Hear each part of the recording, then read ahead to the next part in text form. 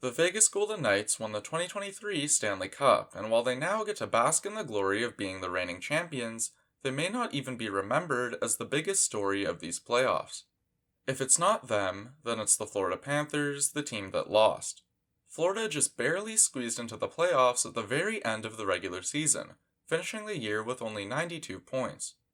Going into the playoffs with the expectation that they'd be torn apart by the 135-point Boston Bruins, the Panthers went on to put on a show, upsetting multiple Cup favorites before their eventual fall back to reality. What's funny about Florida doing what they did this season is that nobody was expecting it, and that includes the Panthers organization themselves. From the moves they made and the position they finished in, it's clear that they thought last year was their year. It's only been a year since the 2021-22 Panthers won the President's Trophy, but the team was completely different to the Stanley Cup finalist squad. The 122-point team was led in scoring by Jonathan Huberdeau, who put up a career-high 115 points. Alexander Barkov and Sam Reinhart were both above a point per game also, and Florida got some unexpected offense from breakout stars Mason Marchment and Anton Lundell. Because of how they were playing going into the trade deadline, Florida GM Bill Zito understandably decided to go all in on that year's team. 2 years of first-round picks, among other features and assets, were moved for Ben Sherratt and Claude Giroux, both of whom stepped in and did what was expected of them to close out the regular season. Then in the playoffs, things fell apart.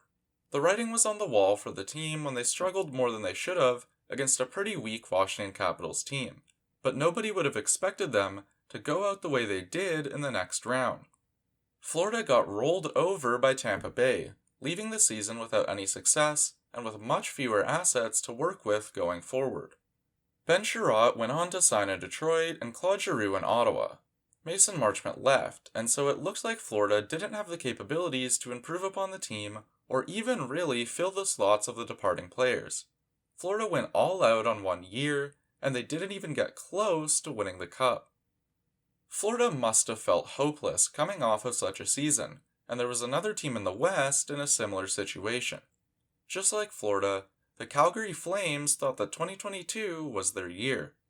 The team went into the playoffs as a favorite to come out of the West before facing unexpected trouble in their first-round series. Just like Florida, they were expected to fight through a close second-round series, and the team went out in 5. Going into the off-season, Calgary was forced to make a decision on Johnny Gaudreau and Matthew Tkachuk, a pending UFA and pending RFA. Once it became obvious that Gaudreau was leaving, the Tkachuk rumors took over, with teams such as Carolina and St. Louis among those expressing serious interest.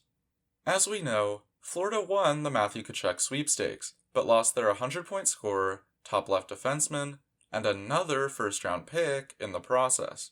Calgary needed to move on from Tkachuk, but this wasn't a risk that Florida needed to take. The Panthers easily could have ran back the same squad and would have been expected to finish in a playoff spot, but in moving on from 2-star players for only 1, Florida was betting everything on the abilities of Matthew Tkachuk. Less than 1 year on, the aftermath of the trade couldn't possibly look any better than it does for Florida. Huberdeau signed a massive extension in Calgary and had a rough first season, while Tkachuk is making $1 million less per year and was nominated for the Hart Trophy. With Weegar gone, Brandon Montour stepped into a greater role and scored the most points in a single season by a Florida Panthers defenseman ever.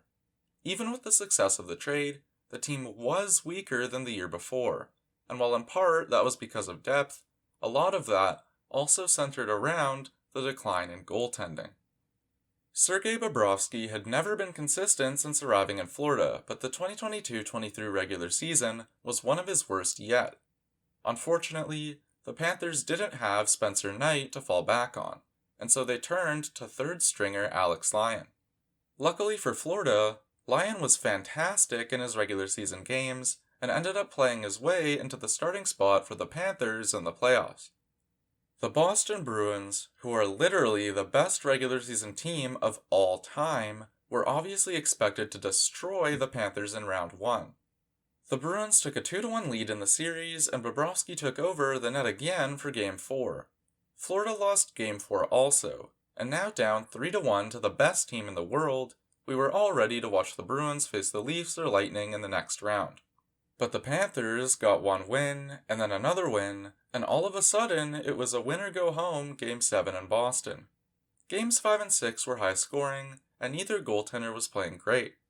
Matthew Tkachuk and Carter Verhaeghe led the way for Florida and had all the momentum going into Game 7. In that final game, Bobrovsky won the goaltending battle, and Verhaeghe was the one to put Florida through in one of the greatest upsets in NHL history. Toronto was the team to break through in the other series and expected an easy matchup against a team that wasn't expected to be there. This is when Bobrovsky began to turn it on, as the Leafs scored only 10 goals in 5 games. Every game was close, but Florida capitalized on almost every big Leafs mistake, and Bobrovsky shut the door when he needed to.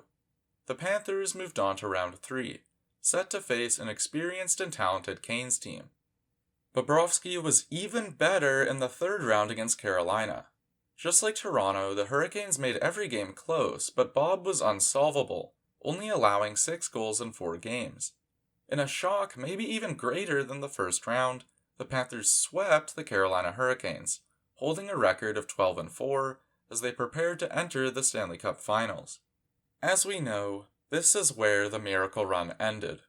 Vegas took the cup in a 5-game series, showing at multiple points throughout the series that they were clearly the better of the two teams. Bobrovsky was on an all-time great hot streak.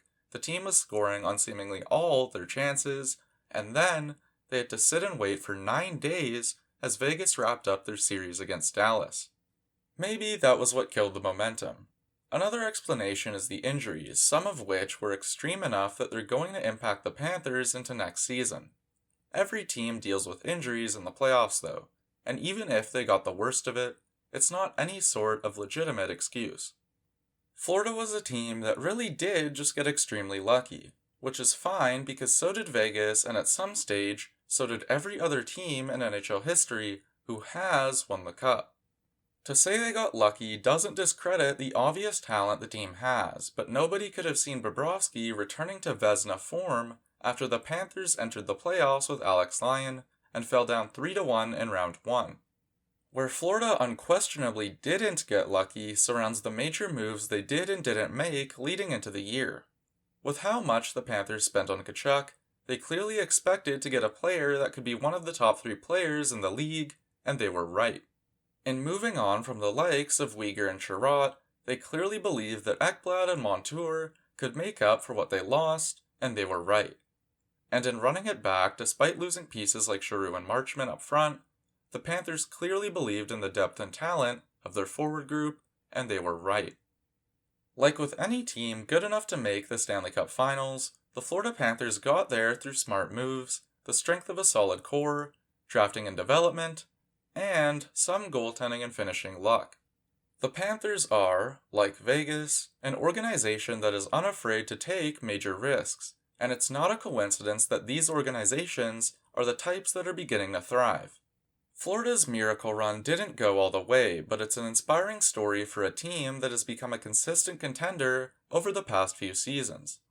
No doubt, Florida will be back in the hunt next season, and who knows, maybe yet again, the Panthers are going to surprise us when we least expect it.